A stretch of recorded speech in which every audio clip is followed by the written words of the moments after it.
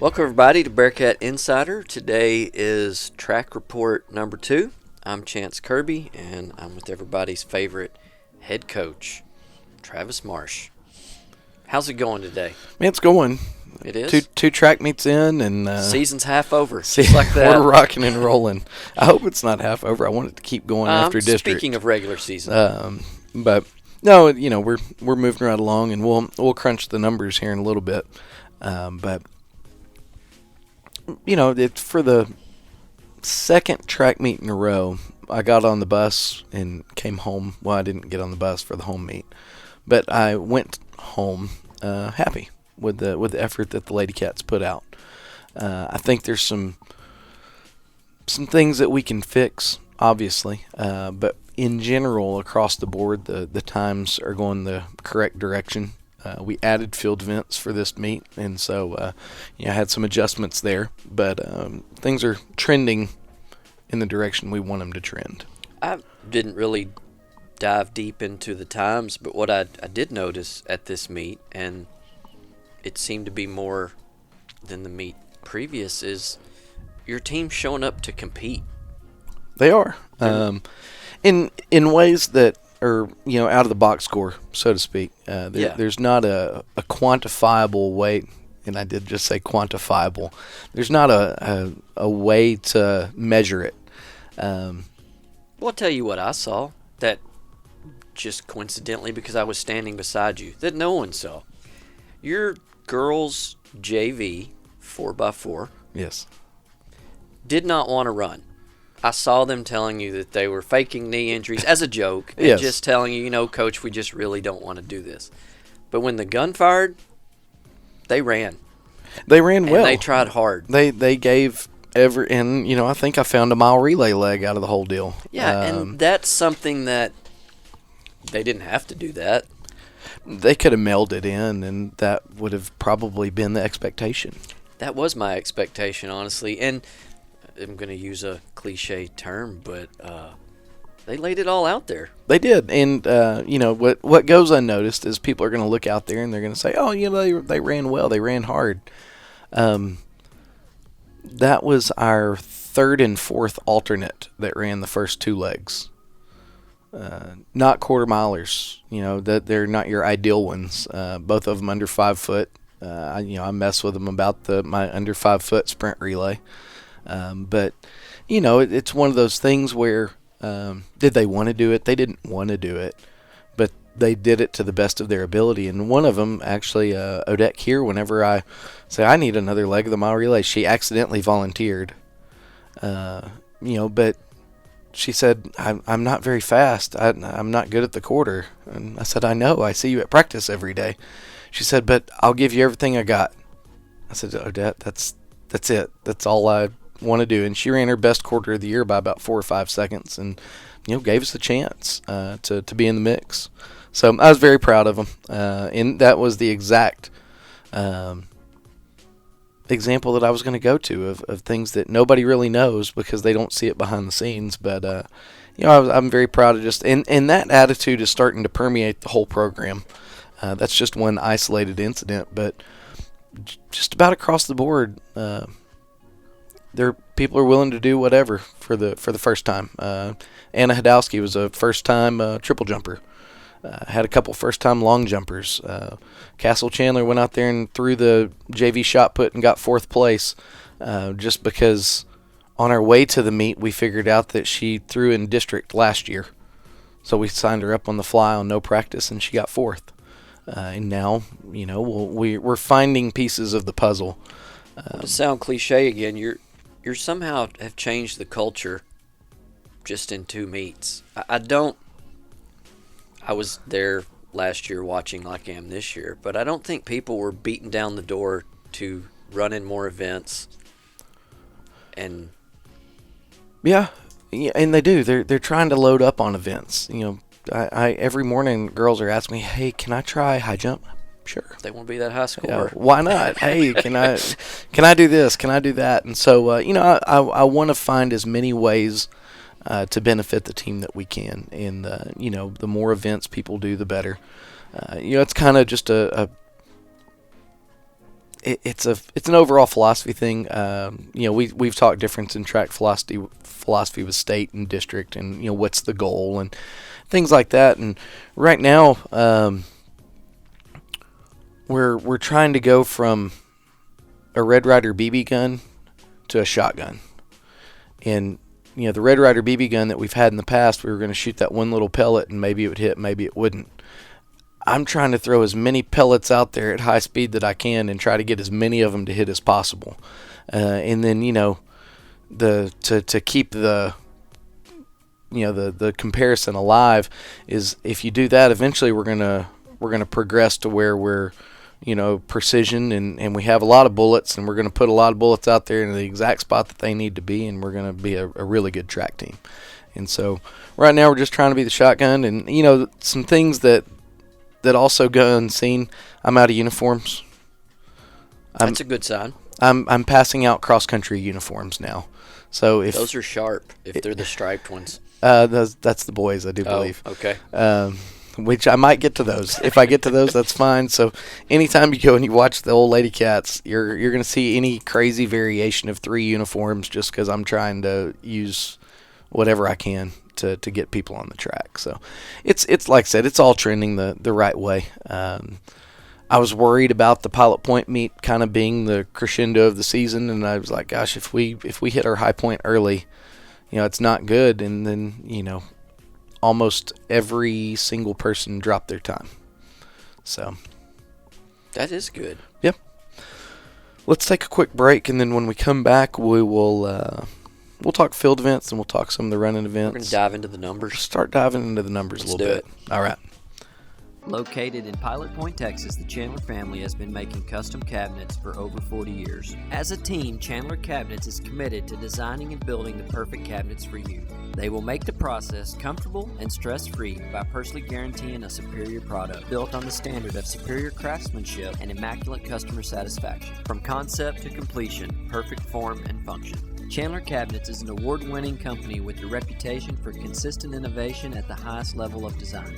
You can find more information on Chandler Cabinets at chandlercabinets.net or on their Facebook page, Chandler Cabinets. Chandler Cabinets, 40 years of excellence. Hi, I'm Greg Pelzel. Here at Pelzel Printing, we do custom embroidery, custom screen printing, and promotional product. You can reach Greg Pelzel at 940-453-5443. Go Bearcats. All right, we want to thank those sponsors. Field events, our first foray into the field events. Yes, that's the first thing that jumps out to me on this list. To my knowledge, you guys had not even practiced field events before the meet. No. We've got a third place in the long jump on no practice. We do. We have third place in the long jump. It is what it is. I don't spend a whole lot of time talking JV. Except we went 4th, 5th, and 6th in JV long jump. So, we're getting there. It's progress. All 3 of those girls had never jumped before, and so we're kind of building the plane as we fly it. And people would sit there and they would say, well, why in the world are y'all competing without ever practicing? And there is a method behind the madness. You can say I'm those people. Okay, perfect. Well, so that doesn't even require dragging a mat out. The pit is there year round. So Chance, thank you. Since you are the people, the voice of the people. The contrarian voice of the people, more injuries happen with field events than any other thing, and it's usually because there's explosive movements involved. And so running wise, you pull a hamstring whenever you get tired, when fatigue sets in, and you tighten up because you start trying to press again, or out of the blocks. Okay, blocks being the explosive part. With running, the human body is designed to do athletic things, but running full speed and then jumping puts a lot of torque on the body, puts a lot of stress on joints. Triple jump puts a lot of stress on ankles and knees, and so we do things like we practice our rotations of triple jump and our steps and our technique. We do that on the grass, on the field. I'd say grass, the turf field, because it's a softer surface that's going to wear less on knees and ankles, and it provides a little bit of forgiveness if you hit wrong or something like that. And then we'll get better at the meet. We'll really coach it up at the meet. And if some parent was over there watching, or some random fan, or some guy with a huge camera were over at the field event watching, between every jump, that's whenever I do most of my coaching. Hey, you're on the board. Try to stretch that second phase out. Hey, make sure you stay tall. And all the things that we work on in bits and pieces throughout the week has to come together. So it's kind of a Karate Kid, wax on, wax off. You teach all the segments during the week and then bring it all together at the meet. That is it. And if that makes me Mr. Miyagi, I'm flattered. Yes. But I just think it's sad that how old we are, that if any of the kids listening may not even know what we're talking about. I do believe it is on Netflix currently. Okay. If not, Cobra Kai is, and you can at least get the back end of it all. Okay. Sponsorships available, Netflix and Cobra Kai. But no, it is. It's you take all the components, you work the components, and then we're going to put it all together on meet day. That way we reduce the strain on joints and strain on legs, because field events, it saps you because it's an explosive movement. So the way that we are currently set up, we run in the mornings, which all the girls really love being at the track at 6:30. They've, I say that tongue in cheek, and I think they really kind of do enjoy it. I don't think they'd ever admit it, but I think they like getting out there and they like getting to work. Because our attendance rate is extremely high. We're running over 90% on our attendance with morning track, which is something that we have to keep track of, because if it's not effective, we need to change as coaches. So you're keeping track of track. Yes, we're keeping track of track. Okay. We're tracking track. Okay. And so in the afternoons, Mondays and Wednesdays, if anybody ever goes by and is driving on 377 or on Jefferson, is it Jefferson? No, it's Harrison. And it looks like someone has stepped on an ant mound at 4 o'clock and there's just people everywhere. That's because we do open track practice from 4 to 5 on Mondays and Wednesdays, from junior high all the way up through varsity. We work on blocks, we work on handoffs, we work on hurdles, we work on field events. And it puts a lot of stress on, Coach McCarthy and Coach Taylor, Coach Price, and myself, because we're all over the place just trying to help as many people as we can possibly help. But just, it's awesome to see that kind of involvement with basically an optional practice. Well, this is a dumb question, but I'm not up at 6:30, so I don't know. And there is 2 different locations. Do y'all have track practice at the track? Yes. Okay. Yeah, we're on the track every day. Okay. And so, we use a lot of that time in the afternoons to work on kind of the finer things, teaching everyone to come out of blocks. And I think there's only 2 races that I can think of in 2 track meets where someone did not start in the blocks. And I think both times it was at the junior high level. And we fixed it. That's not going to happen again. Anything under an 800, it is a requirement that you'll be in blocks. That would be awesome if someone wanted to start out of the blocks in the 800. Hey, if they want to. I don't think it's allowable under rule, but I would fight for it. I would try. But, that's just one of those things that it goes back to something that Coach David always tells them about learning the blocks. I've heard him say it to junior high boys over the years. You ever watch a track meet on TV? You ever see any world records? Nobody's ever set a world record not coming out of blocks. And so, that logic, it applies. And so we spend those afternoons to really work on those things. Simple and effective. Yeah, but it is a skill. It's a technique. It's something that you have to work. It's not you can't just go out there and just try to do it. And so we like to spend that time in the afternoons to really give everybody an opportunity to get better and clean up some of their things. But we digress. Field events. Aaliyah placed 3rd in the long jump. There's an outlier out there. There's a girl from Gunner who is going to be in contention at the state track meet, and she won the meet. But it took her 3rd jump, and she basically just kind of strided to the board and jumped because her mark was a little off because she had just finished winning high jump and didn't get a chance to win a mark or get a mark. So Lee got 3rd, but she was only 2 inches out of 2nd place. she'll continue to get better. I don't think she was comfortable with her mark, and a lot of technical aspects to it. But I think that once she has some more trips down the runway, she's going to keep getting better every week. Triple jump, had Sydney Kutlak, who is coming off of an ACL injury, so she's working her way back in, and she did well. I was worried about her coming off of an injury, but I thought she competed well. I thought she got more comfortable as she kept jumping. And then Anna Hadowski was our other triple jumper who'd never done it before, and she got 7th place, which is not significant because she didn't get a point, except that she was 1 inch from getting a point from her first time to ever do it. So, that's exciting. That gives hope for the future, and I think she enjoyed it. I think she enjoyed competing. I think she was frustrated, though, kind of trying to build the plane as we fly it. And I just reassured her. I said, look, these are all practice meets until district, and not to worry about it. And so I think there's some really good opportunity for her to do well in that. She's athletic. We'll talk way more about her later on in the podcast with her mile relay leg, which I'm sure you'll be more than happy to chime in on. Where we're having problems is throwers. We recruited Castle on our way to the meet, and then she's on the JV for now, but I don't have a varsity thrower, and so I'm actively combing the halls trying to see if I can find some varsity throwers. So if anyone listening to the podcast knows of any varsity throwers, direct them my way. We can work something out. We can figure out a way to get them practice time. But for field events, that does it. Didn't have a pole vaulter. And I'll be honest, I'm not extremely comfortable coaching pole vault. I don't know enough about it. I know enough to get somebody hurt. I think that's what I said last podcast. And that hadn't changed in a week. That's about the extent of my knowledge still. I do have a girl that wants to try it, and so I will appease her, and we'll try it. But, that's kind of where we are field event-wise.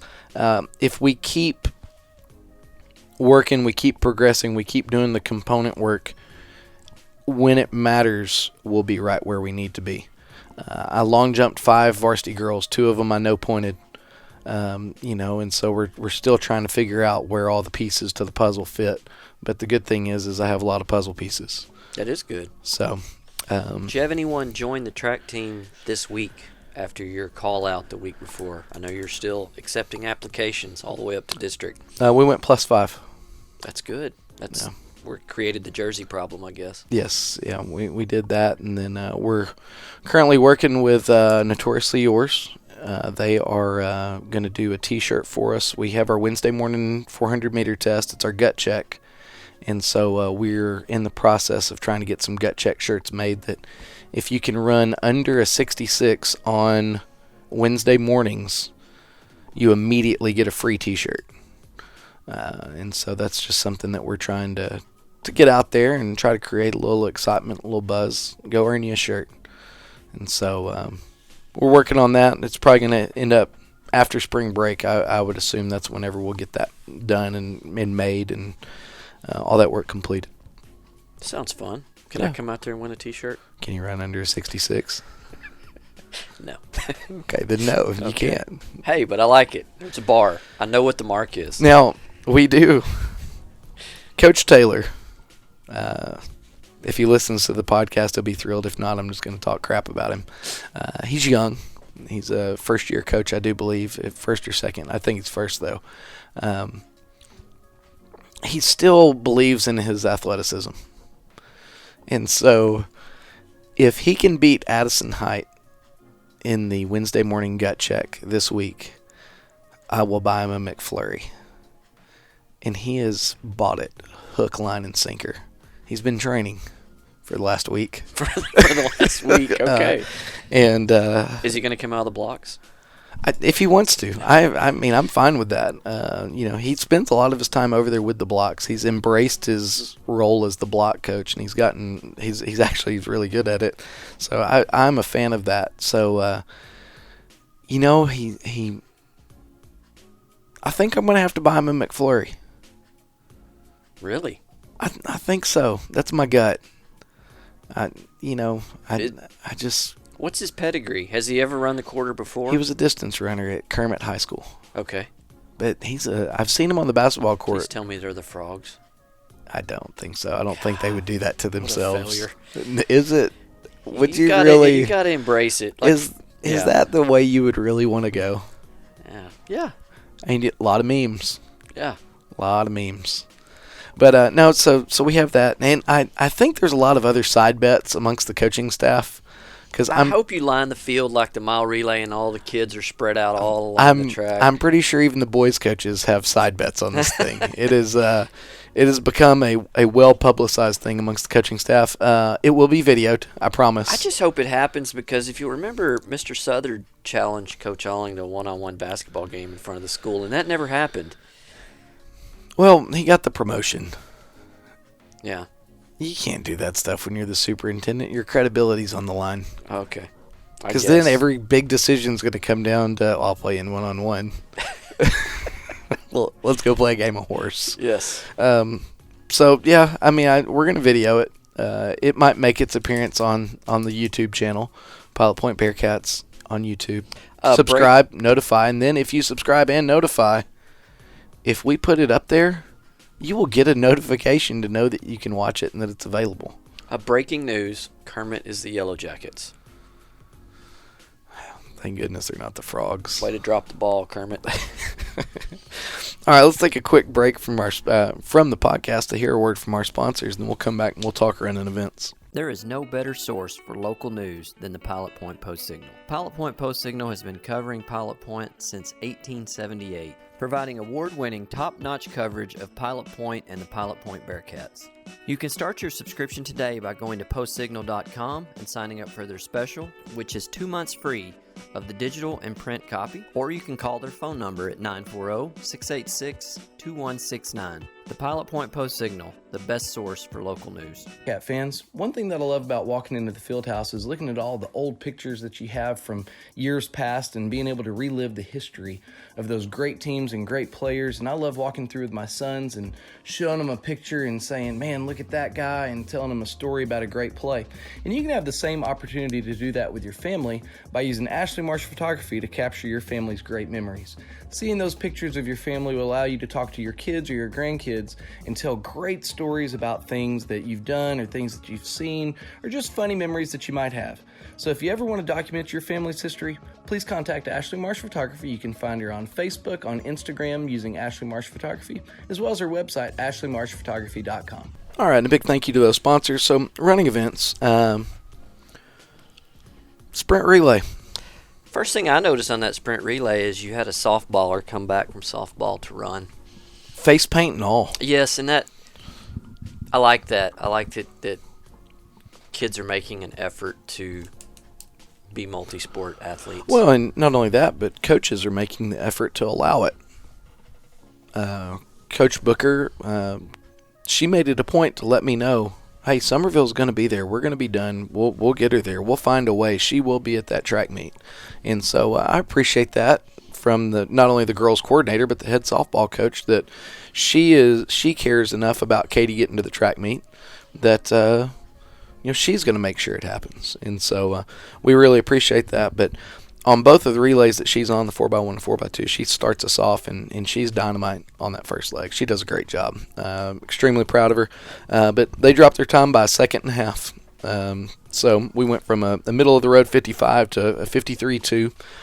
Still have a lot of cleanup that we can do on the handoffs. I think that's where we'll make most of our time up. The style of program that we run, we're not going to develop 100-meter runners. It is what it is. I think that's one more of those God-given type things. Some people have it, some people don't. You don't really create. It's not something you can develop. You don't create an elite 100 runner. You fine-tune an elite one, but you don't take a slow kid and make him an elite 100-meter runner. No. It's got to be in the DNA. So there's to you, Michael Marsh. That I agree with. The 800, I thought, finished 5th and 6th. Times got better, but I thought Lindsay True ran a heck of a race. She did. She went out and pushed the pace. I with love the intention to win. I love that first 200 that she ran. And so I think that just by that style of race that she ran, if she continues to attack it like that, I think you're going to see a much better curve as far as her time. I agree, but I think, well, here I go sounding old again. Social media has hurt distance running. Okay. The reason it has is because kids have a fear of failing even more than they did before, because they think that whatever they fail will outlive them because it will always be reminded. And going out and taking it hard like that, it's the only way to see where you're at. You run until you don't have it anymore. It's and the gut check. Then you can gauge it. Then you know, hey, I need to do more of this or that to get better. If you always save it and you don't have a fear of running out of gas, you're never going to see how fast you can go. No, I agree. And, she got 6th, but she dropped her time, I do believe, 9 seconds. And then Addison Height got 5th. And, I like Addie's race too. I don't get to gloat about how she came out and attacked it, but she ran a good, strong race, and she closed at the end. I think she's more familiar with what she has in the tank and ran more like a stalker that knew. Yeah, she just kind of lurked. She knew she had it. Yeah, and so both of their times dropped, which is what we're going for. Lindsay's just sticks out because of the way she changed her whole approach in a matter of 7 days. Was impressive, and to go out there and show the guts to put it on the line. Hats off to Lindsay True. Now, Kendall Korbacher, she went from a gold medal in Pilot Point to a silver medal in Whitesboro, and that was through no fault of her own. The same girl that's probably going to go to state in high jump and long jump is probably also going to compete for a state championship in the hurdles. So Kendall got second to her. Again, she's a good hurdler. And what I'm starting to see is her work in the morning is going to start affecting her hurdle races because she is getting after it every morning. I've been extremely impressed with her attitude, her work ethic, and she's really getting after it. And we'll talk more about her in the 300 hurdles, but her time went backwards by about 0.4 of a second, but they also ran into a pretty stiff wind, which everybody does it, but it really does affect the hurdles more than it affects anything else because of airtime. And so it's I thought she ran a good, clean race. And again, she did finish first in the district for the district schools that were there. 100 meters, Sandra Jones finished 4th, Brianna Casillas finished 6th. They worked hard out of the blocks, and then just kind of down the stretch, they really have to loosen up a little bit more. They were middle 14s, both of them. But it comes down to, you had 3 girls from Gunner that finished 1, 2, and 3, and they're just more established 100-meter runners. That might be their bag. That might be what they're gifted at. And so, proud of Brianna and Sandra. And then 4x2, and sorry for moving through this quickly. Not trying to intentionally fly through it, but I do have a 5th period. We're still good.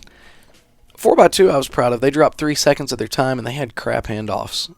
Every handoff was bad. And so we have to get better. And a lot of the time, and what you can't account for, what looks great in practice, there's no adrenaline in practice. There's no, oh, she's coming in faster than what I thought, or, oh, she died, or, anything like that.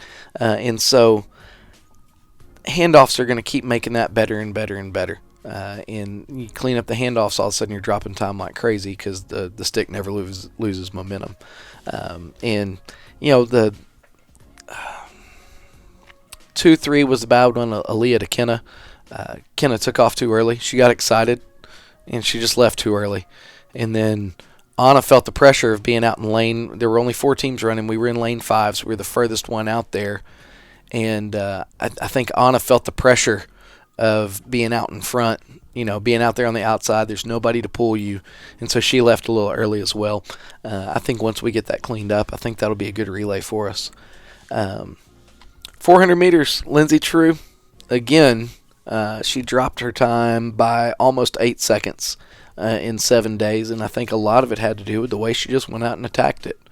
And then at the end, instead of tightening up and shortening her stride, She relaxed. She lengthened her stride, and she really worked her arms, and I thought she finished it really well. And then Lizette Sosa, who was a pull-up from the JV this week, she got 5th with a 69.50, and I was impressed with her effort.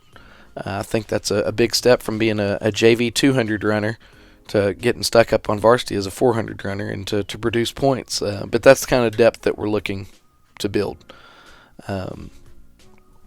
Feel free to chime in anytime. I'm waiting. I don't want to slow you down, man. You're good. I'll finish the results and then we'll talk in depth. I know for sure there's one that we're going to go in the deep end on. Carry on. All right, so 300 hurdles. This is one that both Addison Knight and Kendall Korbacher both placed 2nd and 5th. Addie got 2nd and Kendall got 5th. Addie dropped her time by about half a second. She's such a strong runner. She really comes on the last 3-4 hurdles. I've really been impressed with Kendall, though. She dropped her time by 4 seconds, and she's starting to get a hurdle deeper every race. Yeah, I think that we talked about that at the meet. I think you're going to have the two of them fighting it out at the finish in district and area. And the reason I think that is Addie, 300's like the 800 to me. It's a combination of speed and endurance. And Addie has endurance, and Kendall seems to have the speed. And she does have good foot speed, and she's... And if she gets the endurance, and I'm sure you're tweaking the workouts in that favor, then the gap's going to close. And she's getting to where she's so bought into these morning workouts. She's working hard. She really is. And I'm impressed with the way she's approached the 300s, because I don't think she really wants to do them, or didn't at the start of the season. But I'm starting to see a little confidence from her. I'm starting to see her attack it. And, her form, she has such good hurdle form that goes a long ways on those 300s with momentum and everything else to really make an impact. So I'm really proud of those two hurdlers. Aaliyah finished 2nd in the 200 meter. Her time stayed right about the same. But that's something that she's just going to have to get better and better and better about running that curve. She's closing like a freight train down the stretch, but if she'd get a little bit more on the curve, I think we could really see something special there. In the mile, Breeza and Claire both placed 4th and 5th. The biggest thing there is their times are starting to trend the right direction. You look at Breeza, who has a historically good track record. Before I got here, in any capacity, because my first track season we were COVID shortened, I do believe she was a state qualifier. She was. Her times right now don't mirror that, but her improvement lends itself to where if she plays the long game and she plays it correctly, she can have some success later on in the season. Is that a return to state? I don't know. I have no idea. But as long as her times keep improving, she's going to give herself more and more of a chance. Now the one that's going to cause a little bit of discussion. The mile relay. We dropped 10 seconds off our mile relay. We did finish 4th, and that's okay. As long as we're dropping time like that, we had that talk last week. I don't care about the place. Lizette Sosa came in and she ran a good first leg for us. She kind of died the last 20 meters. But that's okay. That's part of the learning curve and part of it. I thought Lindsay ran the dog out of her second leg. She stayed on the same plan that she had in the 800 and the 400. She came out aggressive, and she really closed the gap to get us to where we were even in the hunt. Yeah. And then the leg that we were really going to dive into a little bit is Anna Hadowski's third leg. Yeah. That was impressive. Yeah, and it goes back to kind of like we were talking about Lindsay with the 800. She just went out there and said, I'm going to keep running as hard as I can until I can't go anymore. And I don't know that she darn near made it. Yeah, she made it about 385. Yes. But the thing is if you do that 385 this week, next week it's 395. Well, and it opens your mind to the possibilities that if you don't ever allow yourself to get to that wall, you're never really going to know. And she's so athletic. Just that the sky's the limit for her as a quarter miler. I think she's really kind of starting to buy into the fact that it's going to hurt, and she's just going to deal with it and go do what she has to do. She's a fierce competitor. I think you could see a changing of the order of the mile relay this week. Just seeing if we can put our chess pieces in a little bit different spot to see if we can maybe keep it to where instead of being in a hole and trying to dig out of a hole, maybe we start up front and put pressure on the. I don't see a problem with that. You're creating competition. And that's what I want to do. That's the whole goal, is just to create competition. It makes everybody run harder. Those that want on it and those that don't want to get moved off of it. And then Anna ran a great leg. She ran us right back up into the mix. And then when Addie got the baton, she didn't really lose ground. I think that at about the 280, 270 mark, she wanted to go. And it just didn't happen. Yeah. Well, she had run the 800 and the 300. Yeah. And so, that's one of those things where, gosh, she's young. That she's going to continue to get stronger. She's going to continue to get experience, which in mile relay, experience is a huge part of it because of all the different situations that an anchor leg has to face. Experience, it's not as simple as get the stick and run. I wish it was, but there's a lot of cards that you have to play, and you have to know how to run it and be able to read what other people are doing and play games with it. I've gone easy on you this one, but I do want to ask a hard question. Oh, go ahead. At least one. Yeah, please. Me, armchair quarterback, track coach. We're getting to the time to where I think you would be better served by moving her off of the 800 into the 2 mile, which I think would pay dividends in the mile relay as well, and help your team, because the girl that runs a 5K and goes to state and cross country has to be able to compete and win in the 2 mile. And like I said, it would leave her more. She would have more in the tank for your mile relay. Yeah, that question's like a 3-layer cake. Thank you. You're welcome. But this is what I'm thinking when I'm watching it. As far as the mile relay goes, the 800 and the 2 mile isn't going to affect it. Her endurance isn't the problem with mile relay. If there was anything, it's the fact that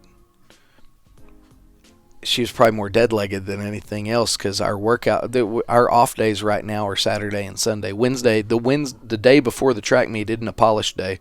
We're running a competitive 400.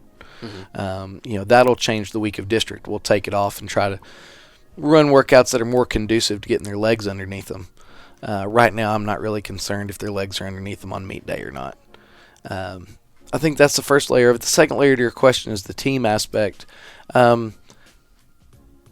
With a runner like Addie that's a talented runner in multiple events, I like to give her a little bit of flexibility to run something that she would enjoy more or that she wants to do. That doesn't mean that the inmates run the asylum, so to speak. It's just I do want to give a little bit of free will. I don't want it to be a dictatorship. At the end of the day, I'll make the call that I feel needs to be made. But you're right. We're getting to the point in time where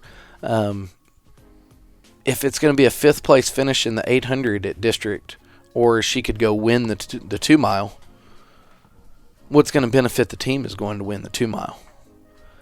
If it's a 5th in the 800 or a 5th in the 2 mile, I might rather run 6 laps less. It's just what I haven't crunched the numbers in mile split, but I'm going to make a bold declarative statement. She goes to area in the 2 mile without me looking at anything. She goes to area? She makes it to the next. She makes it out of district in the 2 mile. I mean, just based off of cross country. If past performance is an indicator of future results, then yes, you're absolutely correct. But we have a little bit of time. I think. Yeah, and that's what the regular season is for. This crumb meet for her is a big meet. Because of her talent. That's what creates the problem. Yes. No, it's a good problem to have. That's the whole crux of it all. You kick in the mile, that's 2, that's 4. We're talking about 5 events now in total that she could or belongs in. I haven't even approached the subject of that. I think she would be a fantastic triple jumper.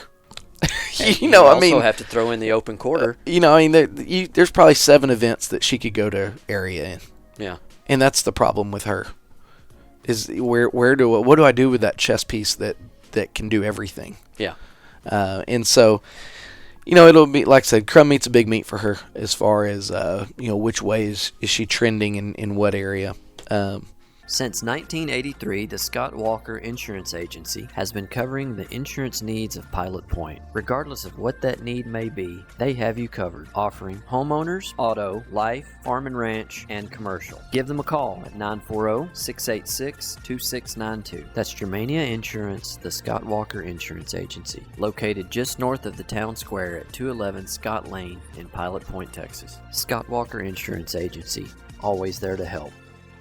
We want to wish our varsity cheerleader, Abby, a great senior year. Love Mom, Dad, and Michael. Pelzel Barbershop and Salon and Southern Junkies has been home of the Bearcats since 1973. Whether you are looking for a classic crew cut or the perfect game day outfit, we have you covered. We carry a few fan favorite brands including Hey Dude Shoes, Judy Blue Jeans, Z Supply Clothing, and Orleans Candle Company. Come check us out on the north side of the square in downtown Pilot Point or online at www.southernjunkies.com, and that is junkies with a Z. And don't forget, go Bearcats! All right, we're back. Apologize for that abrupt cutoff, if you noticed it, but Coach Marsh had to get back to school to his real job. So It is now 6:15, and we're going to try to pick up close to where we left off. I think we were discussing the 4x4 and Hadowski throwing it down. Yeah, and we talked about changing the legs up. And so, we're going to roll the dice a little bit and see what happens. And you'll have to forgive me because with it being after hours now, I'm now dad. And so I had to leave early to go teach Latin American revolutions. And then now I'm dealing with a little girl who is ready to go home. And then how about this for a tease? You also have your recruiting coordinator hat on, and a head coach from a major college is going to be calling you, and we may have to cut off for that. Actually, yes, I just got the text about my Zoom meeting at 6:30. Okay. Okay. And so we're rocking and rolling, but we have plenty of time to get covered what I need to get covered. Let's get it done. And Malaya found the M&M, so we're in good hands now. She's locked up now. Yes. So where we left off was the high point athlete. Last week it was Addison Height. She scored 20 points. This week it's Aaliyah Jordan. She scored 21 points, if you see it on Twitter. And this actually caused Aaliyah to make a Twitter. And so now we have a Twitter to tag her in. I saw she followed us. Yes. So and she is also the high scorer of the season. That's a high score mark for the season as well. Yes, she now is the single meet total. Her 21 points is the highest that an athlete has scored this season. So those of you that are old, imagine the Galga game, and it's starting out with the top 5. It now goes We're Jordan, 1 and 2. Height. That's Back then you could only put 3 initials, so I don't know. I wonder what she would be. AJ3. Yeah, okay. But in any case, 21 points. She had a third place finish in long jump, and then she had a third place finish in the 4x2. And we have already discussed the point system with that. Due to time constraints, I'll allow us to move on. And then a second place finish in the 200-meter dash, and then a second place in the 4x1. Okay. So she did a really good job. Very proud of her effort that she put out. Good. Now, the boys' side, which we're not going to cover in depth, but we are going to cover since we were at the same track meet. We were. We can at least talk about the outward things, not necessarily the inward macro, things. not the micro. Exactly. So we'll take a bird's eye view at it, if you will. All right. What's your thoughts? I thought they ran. I really like the way that 4x1's going. I know Gunner got us this time, but I think we're starting to put it together. I do too, but I'm partial to it, so I'll let you talk. Not partial to the sprint relay. I'm not a sprint you have a kid on it. Yeah, I have a dog in that hunt. You do, and your dog is running really, really well right now. Yeah, he's turned into being a little bit of a hammer on the backstretch, and I think it's running really well. I would bet you can look for some changes on that relay in the near future. Okay, I'm going to tease it out there. Okay. Since I'm not the coach, I can't officially claim it. Yeah, I'm just going to tease it. And, I think they're really coming around. I thought Ish looked really good running the high hurdles for the first time. We had first place in the 800. Alex Shelton ran 2:08, and that's 2 consecutive weeks that he's won the 800. And the time's dropping. Yes. And so that's always doing what we wanted to do. Like I said, Ish ran the 110 hurdles for the first time. And when he wasn't destroying hurdles, he looked pretty good. Yeah, it's the only other win we had, though. Yeah, and I think he's just going to get better and better on the hurdles. He's a natural hurdler. He might not know it. He is. And the hurdles don't know it. Yeah. He hurt their feelings, but he ran really well. And then I think the mile relay is going to continue to get competitive. There's some things personnel-wise that could really take the boys over the top, and I think it's coming.